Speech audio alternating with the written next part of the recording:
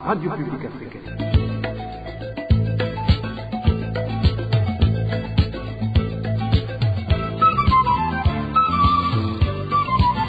Radio Publique Africaine.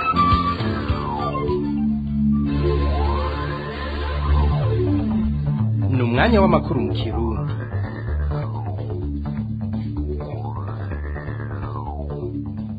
Kaze nshuti bagenzi namwe bakunzi ba RPA bo burgurika nije ngira ndabashikirize aya makuru yo kuri uyu wa mbere genekerezo ya 2024 Rusama umwaka wa 2021 ingingo nkuru ziyagize akabarizi zikurikira.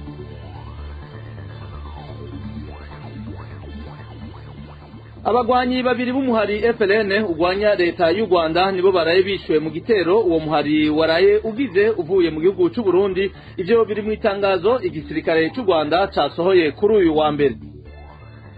Umutekano muke ubandanya kuvugwa mu gihugu cy'u Burundi, abantu babiri baraye bishwe mu ntara za Muramvya na Cibitoke, nayo abagera ku ndwi nibo uruganda rwa RPA rwamenye ko bishwe mu ntara zitandukanye z'igihugu cy'u Burundi mu ndwi yaraye irangiye.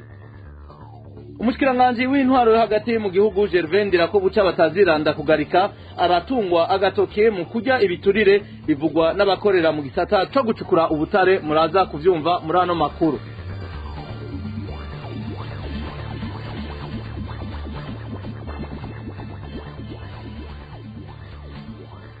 Ndasubiye kubaha ikaze nshuti bagenzi namwe bakunzi ba RPA. Reka aya makuru tuyahereye ku bijanye n'umutekano, aho hari umukenyezi azi ku izina rya Niyonkuru Innocente wo mu gacimbiri Gwesero umutumba Ruvumu komine Kiganda ni mu ntara ya Muramvya yaraye agandaguwe bunyamaswa. Amakuru ava muri ako karere amenyesha ko uwo mukenyezi yagandaguwe mu masaha yo mwijoro ryo kuri uyu w'Imana ushira wa mbere, nkuko bishikirizwa n'ababonye ico kiziga aho bagisanze ku metero 10 zaho yahoraba. Ngo uwo mukenyezi yoba yishwe akubiswe inyundo mu mutwe kuko bamusanganye ibikomere mu mutwe, kandi bakaba basanze inyundo iruhande y'ikiziga ciwe.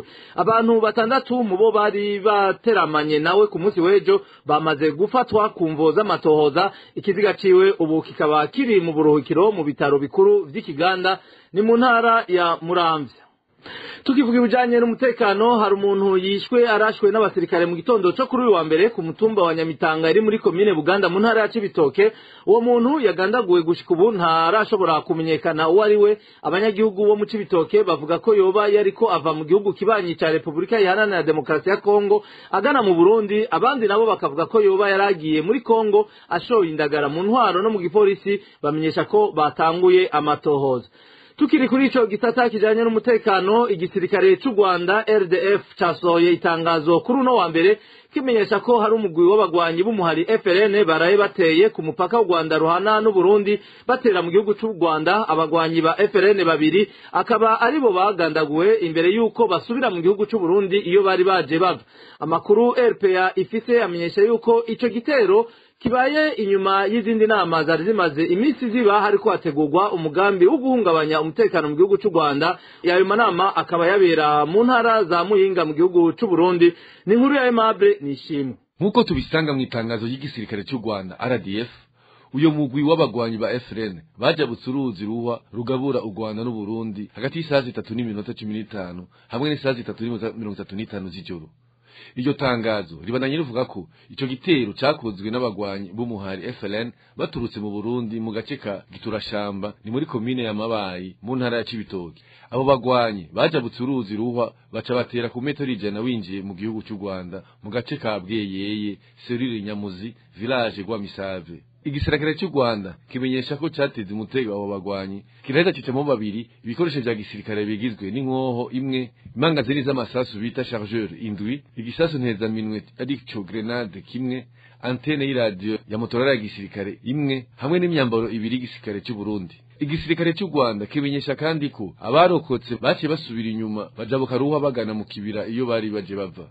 Hagati aho amakuru ya RPA ifise amenyesha ko ico gitero caraye kibaye kije gikurikira itegurwa ry'umugambi wo guhungabanya umutekano mu Rwanda yabereye mu Burundi, ayo makuru avuga ko haheze indwi zibiri mu ntara ya Muyinga ihana urubibe n'igihugu ca Tanzania habereye inama yari itabiriwe na bamwe mu bagwanyi b'umuhari FLN hamwe n'uyundi mugwi w'abantu wari waje uvuye mu gihugu ca Uganda. Isoko rya RPA mu gipolisi cy'u Burundi bimenyesha ko naho ritamenye abari muri uyo mugwi wa kabiri hariho amasura yashoboye kumenya yaragizwe n'abagwanyi b'umuhari RNC ugwanya leta y'u Rwanda. Ivyavugwe muri iyo nama nk'uko iryo soko ribandanya ribimenyesha ngo kwari ugupanga ingene buhungabanya umutekano mu gihugu kibanyi cy'u Rwanda. Ivyo biruko mu gihe hari n'ayandi makuru avuga ko inama nk'izo zimaze kandi iminsi ziba mu bihugu vya Buraya na Afrika hagamijwe gutegura ingene hohungabanya umutekano mu gihugu cy'u Rwanda. Amakuru RPA yarose amenyesha kandi ko abarokotse mu bagwanyi b'umuhari FLN bari bateye mu gihugu kibanyi cy'u Rwanda bo baciye basubira ku birindiro vyabo biri mu kibira ku ruhande rw'intara za Kayanza hamwe na Cibitoki. Ngomenya ko kandi mamwe mu ndongozi z'umuhari FLN bavugwa ko hari abo baba mu gisagara ca Bujumbura mu makaritiye ya Kigobe hamwe na Kajaga. Ku ruhande rwa leta y'u Burundi hamwe n'igisirikare cy'u Burundi ntaco barashima gushikiriza kugeza ino mango. Tukiri kuri ivyo bijanye n'umutekano nyene abantu indwi nibo uruganda rwa RPA rwashoboye kumenya ko bagandaguwe mu ntara zitandukanye z'igihugu muri indwi twaraye dusozereye muri abo babiri bishwe bakerewe izosi. Reka iyi nkuru tubibaze Eloge Kwizera. Kuri w'Imana uheze umukenyezi w'imyaka 35 yaratowe ikiziga ku ruzi Nyamagana. Pascal we n'Imana yari umupfakazi w'abana batanu akaba yaba ku mutumba Kabere komine Mabayi y'intara ya Cibitoki. Ababonye ikiziga cy'uwo mukenyezi bavuga ko ashobora kuba yabanje gushashuzwa ku nguvu imbere yo kugandagurwa n'abantu gushika ubu bataramenyekana. Ku muhingamo wo ku munsi wa gatandatu mu Nyamitanga muri komine Buganda intara ya Cibitoki haratowe ikiziga cy'umuntu atashoboye kumenyekana. Ico kiziga catowe kwibarabara rya kane nko ku metero 50 z'uruzi Rusizi. Ine kwitwa yari umuntu w'umugabo. Amakuru dukura mu babonye ico kiziga amenyesha ko cari kiboshe kandi kiboneka ko amaraso menshi. Abajejwe intwaro bakaba baciye bagihambisha ubwo nyene. Mu ntara ya Muyinga uwitwa Diomede Ndayishimiye yarishwe atemagujwe imipanga n'abanyezamu bakorera ikigega cyo kuguranana Ikode Kobero muri komine Butihinda kuwa gatatu heze. Amakuru avi Butihinda avuga ko Diomede Ndayishimiye yari mu waje kwiba aho muri ico kigega. Kuri uwo munsi nyene umwitwa Damien Niyonzima yarishwe nawe nyene atemagujwe imipanga n'abasuma bari baje kwiba inka muri komine Nyabiraba mu ntara ya Bujumbura. Babire muri abo basuma barafashwe n'igipolisi. Umukenyezi yitwa Philomene Havyarimana yahora aba ku mutumba Gitaramuka muri komine Burambi mu ntara ya Monge yarishwe akaribizosi n'umukozi wiwe kuwa gatatu heze. Ico yahowe ikiramenyekana. Uwagirizwa icaha akaba ari mu minwe y'igipolisi. Kwa kabiri uheze ikiziga c'umuntu yarasanzwe agendesha ipikipiki nguruza abantu caratowe ku nkengera y'uruzi Ziguvyaye muri komine n'intara ya Bururi. Amakuru avi Bururi avuga ko yishwe akerewe izosi n'abantu yari yunguruje ku ipikipiki. Abantu bane barafashwe n'igipolisi ku mvo z'amatohoza. Mu ntara ya Mwaro uwitwa Dismas Ngendakuriyo yarishwe arashwe n'umugwi w'abantu bitwaje ibigwanisho. Kwa kabiri uheze isoko rya RPA muri ako gace rimenyesha ko uwo mugwi wari waje kwiba kuri posta ya komine Ndava. Uwo mugwi ntiwigeze umenyekana. Mu buhinga bw'ivyuma batumirira mate mukanya turabijanye n'imigenderanire. RPA Ubutegetsi bwa CNDD-FDD ngo buriko burondera ikintu n'igihushane caco. Iyo leta ya CNDD-FDD iherutse gushikiriza ko ititeguriye na gato kugwanya ihonyabwoko n'ibindi vyaha bisa naryo mu gihe mu mugambi yiyemeje wo kurondera vyanke bikunze gutezurirwa ku bihano mpuzamakungu yafatiwe. Iyo leta nyene ishira imbere ko muri kino gihe agateka kazina muntu mu Burundi kifashe neza. Ivyo biruko mu gihe amasezerano Uburundi bwateye ko umukono imbere yo kwinjira mu miryango yo mu karere canke ku rwego rw'isi yose. Ayo masezerano yiyemeza kugwanya ivyo vyaha bihanwa n'amategeko mpuzamakungu. Bimwe mu vyerekana iyo ngendo itubahiriza agateka kazina muntu tubikirizwa na Elvis Niyomwungere. Kuva umukuru w'igihugu Vice Ndayishimiye yagiye ku butegetsi, leta yiwe yaciye yihutira gutanguza umugambi wo guharanira ikurwaho ry'ibihano vyafatiwe Burundi kuva mu 2016. Ibihano vyafashwe biturutse kwihonyango rikabije ry'agateka kazina muntu ryakozwe mu gihugu. Mu ntumbero yo gushaka kuri ico ciyumviro hakoresheje uruyere rwo guhuma amaso amakungu, umushikiranganje ajeje ibijanye n'imigenderanire mpuzamakungu Albert Shingiro asigura ko umutekano no kubahiriza agateka kazina muntu aramarame mu Burundi. Kubwiwe ngo amakungu na cane cane ishirahamwe ry'ubumwe bwa Buraya byari bikwiye rero gusubira guha amahirwe ritashasha. Ivyo uwo mushikiranganje yashikirije ashimikira ko Uburundi bumaze gutera intambwe ishimishije mu kurwanya amabakorerwa kiremwa muntu. naho biruko rero ubuserukizi bw'u Burundi mu ishyirahamwe ONU busanzwe bubarizwa mu bushikiranganji bwa Albert Shingiro bwahisemo kwamirira kure gukinga no kurwanya ihonyabwoko ibyaha byo mu ntambara hamwe n'ibyaha by'agashinyaguro ibyaha bisaba ko amaleta afatana mu mugongo kugira bigwanye kubera uburemere bwabyo nk'uko ishyirahamwe ONU ribisigura ukaba nkako Uburundi hamwe n'ibindi bihugu 14 byararahiye birarengwa ko bidashobora kwemeza itegeko risaba ibihugu kwiyemeza gukinga no kurwanya ihonyabwoko kuzimanganya ubwoko ibyaha bikorwa mu ntambara n'ibyaha bikorerwa kiremwa muntu aho hari nyuma iyi nama y'ibihugu bigize ishyirahamwe mpuzamakungu ONU igira 25 yabaye ku magenekerezo ya 17 na 18 Rusama uyu mwaka iryo tegeko ryasaba rero ko ivyo byaha bishyirwa ku rutonde rw'ibyihweza ku mwaka rikongera rigasaba umunyamabanga mukuru w'ishyirahamwe ONU gushikiriza mu nama ya bose icegeranyo ku mwaka cuko iyubahirizo ry'iryo tegeko ryifashe kw'isi igitangaje rero nuko Uburundi rero bwafashe iyo ngingo mu gihe amasezerano bwemeje kugira bwinjire mu miryango mpuzamakungu itandukanye asaba amaleta kurwanya ihonyabwoko n'ibyaha bisa nkaryo aha twovuga nk'amasezerano yashinze ishyirahamwe mpuzamakungu ONU Uburundi bwateye ko umukono igenekerezo rya 18 Nyakanga 1962 amasezerano y'ubumwe bwa Afurika yinjiyemwo igenekerezo rya 25 Rusama 1963 amasezerano y'umutekano n'iterambere ry'ibihugu byo mu biyaga binini yo muri Kigarama 2006 hamwe n'amasezerano yashinze umuryango w'ibihugu byo mu karere k'ubuseruko bwa Afurika yo muri Mukaka 2002 abatari bake rero bafatiye ku mvugo y'urwanko ikumira ry'abatavuga rumwe n'ubutegetsi n'ihohoterwa ribandanya ryibonekeza mu Burundi leta ya Paris ndayishimiye yagaragaje ko ibyaha byagirizwa abategetsi batandukanye abari mu nzego za gisirikare n'igipolisi hamwe n'imigwi n'imbonera kure yashizwe ahabona n'inzego mpuzamakungu atari remenanya iyo nyifata akaba ari nayo mvonya mukuru umunyamabanga mukuru w'ishyirahamwe ONU yamenyesheje ko ituma ivyo byaha bigwirirana kw'isi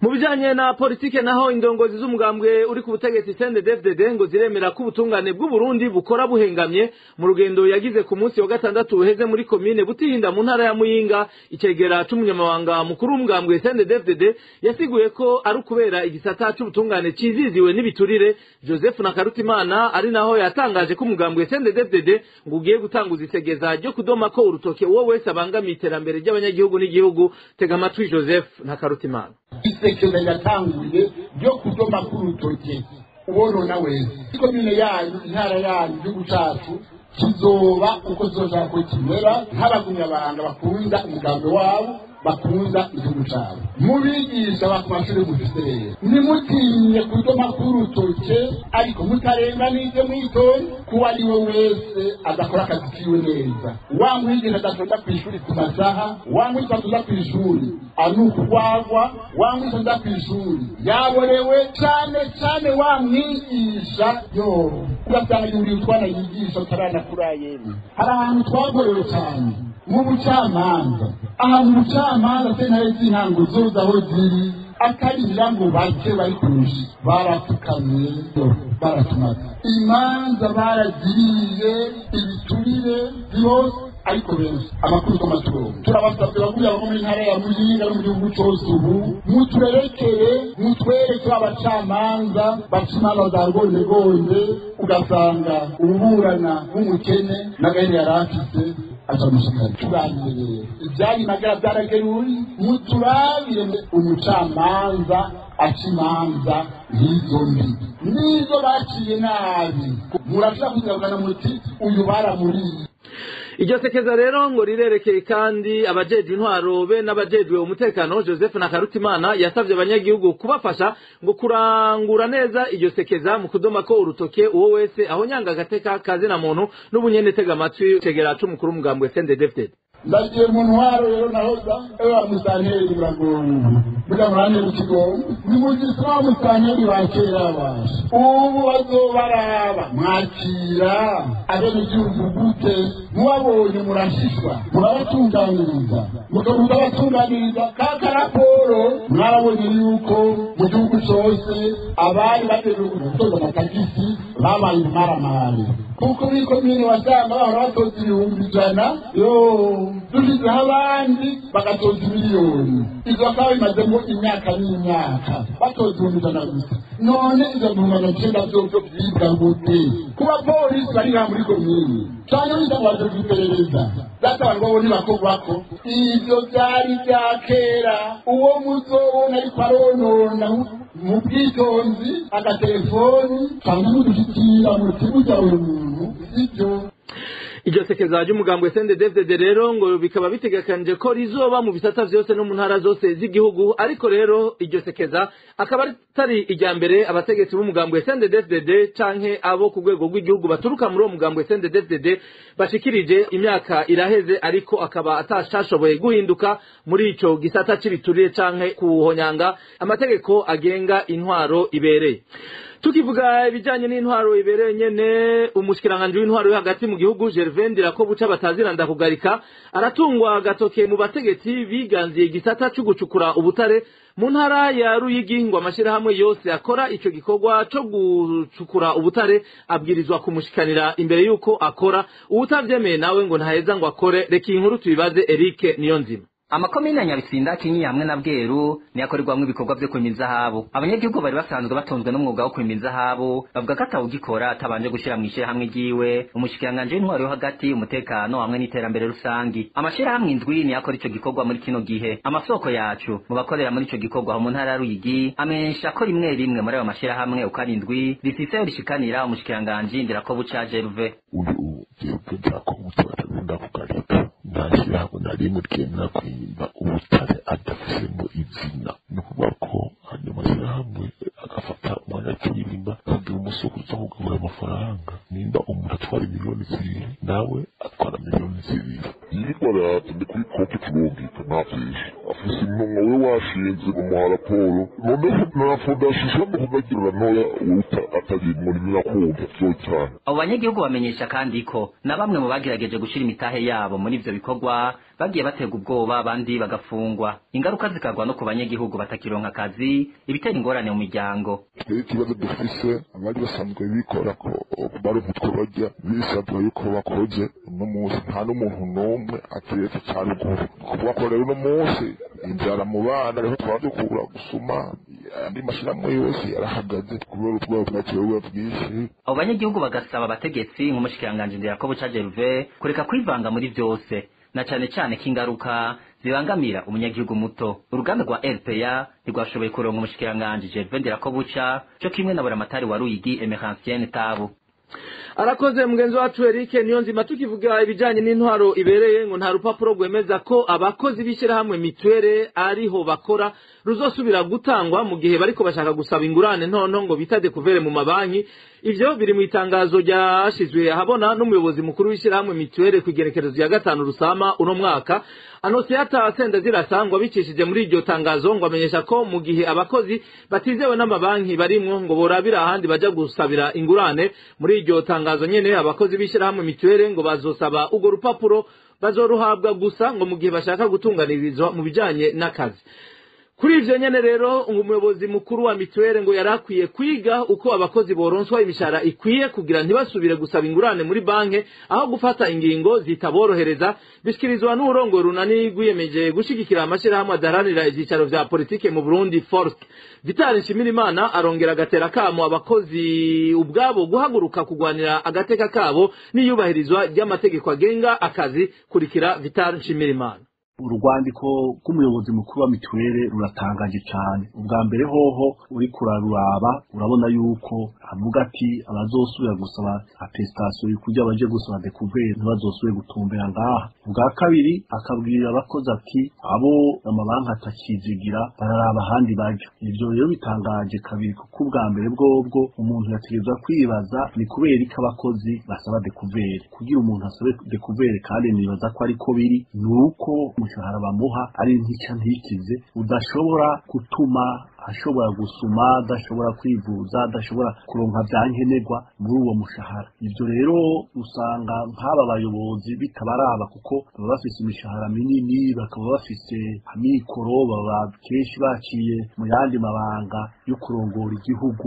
Hanyuma rero ubugira kabiri kubwira abakozi ngo baramenye iyo ngo batumbera ahandi, vyerekana yuko habuzemwo wa mutima wo kwiyumvira abandi, wa mutima wo gufatana mu nda, wa mutima wo kumenya yuko akazi kagirwa n'amategeko, kakagirwa n'abakozi, kakagirwa n'abakoresha. Iyo kimwe gihaze muri ivyo akazi karononekara. Hanyuma rero inyishu yategerezwa kuba kwiyumvira ngene abo bakozi bahabwa imishahara ikwiye ibatuma badasubira kuja kurondera ayo maje kubera. Ikindi naco twibaza nuko uyu muyobozi wa mituwele akwiye kuyaga n'abaserukira abakozi, hanyuma bagaca hirya no hino ibibazo vyerekeye akazi, ingene abakozi bamerewe n'ingene babayeho. Hanyuma rero twibaza yuko akamu gakomeye twogatera abaserukira abakozi, agateka k'abakozi kamye gaharanirwa n'abakozi bonyene ubwabo.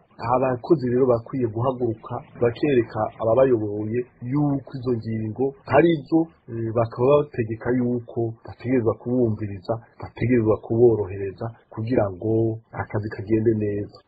Mu bijanye n'ubutungane naho ngo n'umubabaro ntangere ku bakozi bahoze bakorera ishirahamwe ryahoze ritonora ikawa Societale Kirimiro, kuko sentare y'akazi yo mu karere ko hagati mu gihugu gashira ubuseruko yashashe kuri uyu wa mbere uyunguruje urubanza kwigenekerezo rya 28 ruheshi uno mwaka w'2021. Abo bakozi bari bitwariye ishirahamwe ryahoze ryitwa Societale Kirimiro bishuza imishahara y'amezi 19 iryo shirahamwe ribaheraniye. Amakuru dukura mu ntara ya Gitega amenyesha ko mu mpande zibiri ziburana hari hitavye rumwe, ari naco catumye ngo umukuru w'intahe afata ingingo yo kunguruza ubwo rubanza.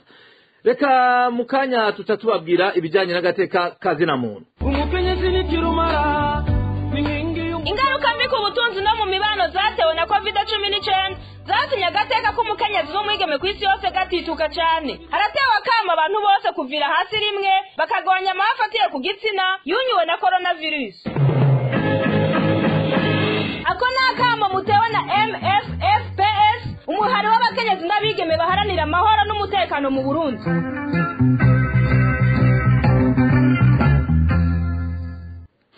Abakenyezi baharanira agateka kazi na muntu bahungiye mu gihugu cy'u Rwanda basabwa kurengera ingorane barimwo bakagwanira kurusha agateka kazi na muntu muri rusangi, umukenyezi n'umwigeme badasigaye inyuma. Byashikirijwe na Imakire Hunja arongoye umuhari w'abakenyezi n'abigeme baharanira amahoro n'umutekano hari mu nama yatunganijwe n'uwo muhari kugira uhimirize abakenyezi baharanira agateka kazi na muntu mu kubibutsa ko uruhara rwabo ari ntangere mu kwibutsa amareta n'amashirahamwe ko agateka ka muntu gakwiye kubahirizwa no muri bino bihe havugwa akaranda ka COVID-19. Tega amatwi Makurata Hunja. Abo bakenyezi tubasanga mu migwi myinshi, mu mashirahamwe menshi, nk'abamenyesha amakuru, nk'abashingwa manza, nk'abandi bafasha abantu bafite ibindi bibazo bari mu mashirahamwe atandukanye asanzwe akora ibikorwa vyerekeye agateka kazi na muntu. Hejuru y'ibibazo tumaze iminsi tuvuga muri iki kiza cya coronavirus, bobo basanzwe bafise igikorwa gikomeye cyo kurengera izo ngorane. Bobo bakaba imboneza zifasha abakenyezi n'abigeme eka n'impunzi, basanzwe bafite icyo gikorwa cyo kubasigurira no guterera cyane cyane ishigwa mu ngiro y'imigambi yo gukingira abanyagihugu iki kiza. Hanyuma kuko iki kiza cyaratumye imigambi amaprograma aba mu bikorwa bakora ahinduka, hariho muri bo ababuze akazi kubera nyene iyi covid. Murumva rero ko muri iki gihe bamwe baca badebukirwa kuko hari ibikorwa bimwe bimwe ari byo kurondera amakuru bica bibura uburyo. Rero ntibodebukirwa kubera uburyo bubuze cyangwa uburyo bukubaho, kuko mu gihe baba bakiriho bakaba bafise ryajwi biyemeza kwama bashikiriza bobandanya, hanyuma ibihe birahinduka ariko baduza kama. Rero ivyo byose ibintu bitwubaka kandi byubaka abo tuvugira, nukutadebukirwa. Murumva rero ni ibintu byinshi twobahimiriza ko.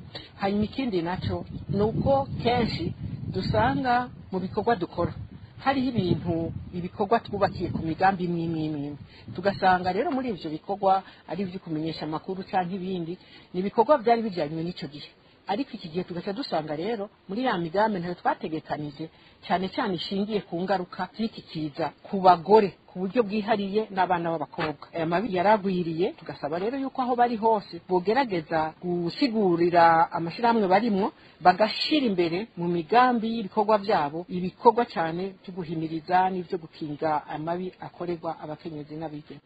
Umuhari w'abakenyezi n'abigeme baharanira amahoro n'umutekano bari mu kiringo c'imisi 10 cyo guhimiriza ku kungene agateka kazira muntu ko kingirwa muri kino gihe havugwa akaranda ka COVID-19 kw'isi yose.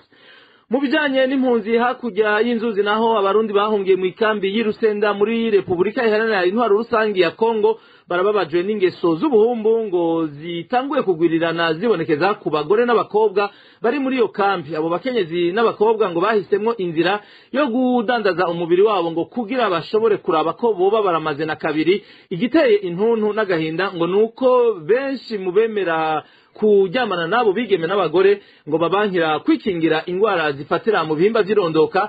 Izo ngeso rero ngo zikaba zigiye kugwirirana muri kino gihe habaye ubukene bw'ifungurwa zahora zitangwa n'amashirahamwe abafasha muri izo mpunzi.